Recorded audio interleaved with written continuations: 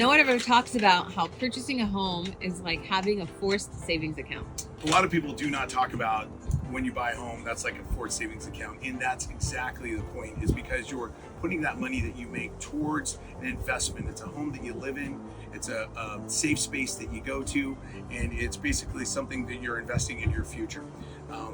Some people don't look at it that way. However, the time is to buy. I was telling the story to a friend of mine yesterday when I could have bought one of the beach homes I lived in for probably about $200,000 back in the early 2000s, and I didn't. So I wanted to be closer to the beach, or I was going like the oceanfront, and then I decided I had an opportunity, so I ended up buying one for $550,000, which looks like a smoking deal now. However, it forced me to save my money. It forced me to think bigger, and that's one of the things, friends, that you have to think a little bit bigger if you're afraid.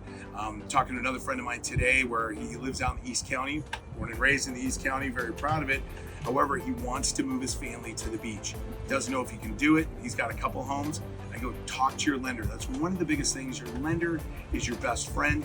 You want to make sure that you build a good relationship and an honest relationship, that you can really, really get the money, borrow the money, sell the property. It's really about that monthly payment. As long as you're comfortable with that payment, sometimes you're not, but if you can, make sure that you invest, because over time, real estate is only going to go up, up, up. Especially in San Diego, friends, there's less land to build, especially proximity. It's all about location, location, location. And then also, with all the regulations, etc., it's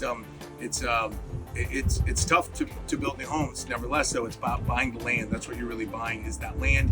And I really suggest, if you can, really suck it up and really buy a single family home instead of a condo. That's a big one for me, because then you have HOAs and you have to have other neighbors, and you never know what's going to happen with that HOA and how many people live in that as a rental, etc., etc.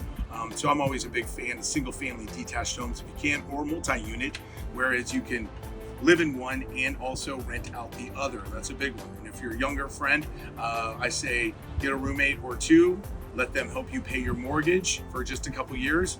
Right now, interest rates are in the 6s right now. I think they're going to probably take a little drop here soon. So the best thing is buying the property a little less, maybe pay a higher interest rate. However, those interest rates are going to go up and down. It's about buying the property. That's the most important part. So talking about stories, there's one that just happened just this last 2 weeks.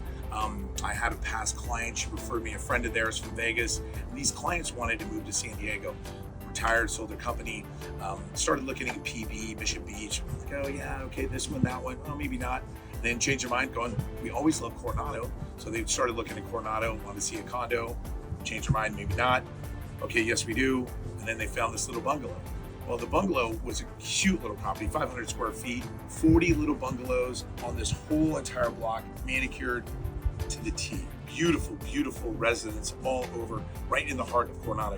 Well, nevertheless, it was still coming soon. So I said, why don't you guys do a walk by, go check it out, see if it's something you really want to see, because it's coming on the market tomorrow.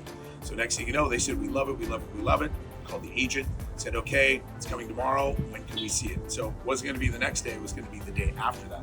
So what we did was we strategized. They already had 2 offers, and I had an idea where it was going to be. And I said, if you really want the property, Doug, this is what you need to do. They completely listened to me. Cash, quick, get it to the point, and make sure that you have an escalation clause. That was a big one right there. However, it was the communication by walking by the property, and they met some of the neighbors. That was a big one right there. So I believe that personal touch is a big one. Nevertheless, they loved these buyers, the sellers did. And they got to meet right when we got our deal done that day. They got to meet that afternoon, and they were hugging and really loving each other through the whole 8 days. Nevertheless, insurance is a big deal, and he couldn't get insurance. A ton of insurance brokers couldn't get insurance. So my wife, Jeanette, had to jump in. She was, a long-time insurance broker, but she's a lender now. She was able to get 3 different people to come to the plate to help him get insurance. 8-day close, all cash, done. Everybody was happy. So that's the happy story right there. However, you have to know how to negotiate at the very beginning.